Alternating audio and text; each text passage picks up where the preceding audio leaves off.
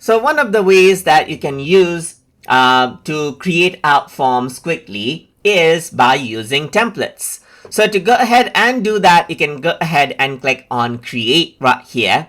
And once you do that, you can click on form right here.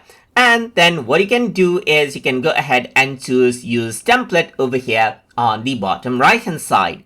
Once you go ahead and click right here, you can see that there's various templates that you can actually go ahead and choose from. Let's say, for example, here you can see claim form, you can see enrollment. There's a lot of form templates, as you can see right here.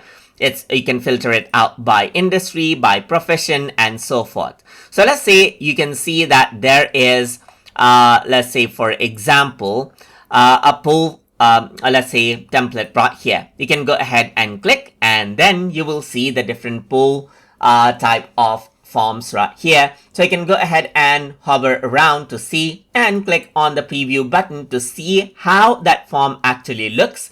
And you can even interact with it, as you can see right here.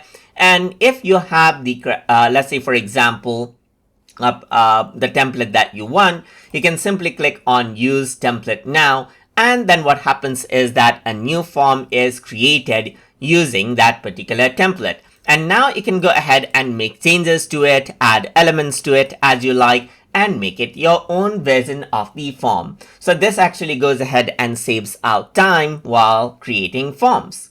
So that is basically how you can go ahead and use form templates inside of Jotform. So I hope you guys learned something as always. And as always, please like, comment, share, and subscribe.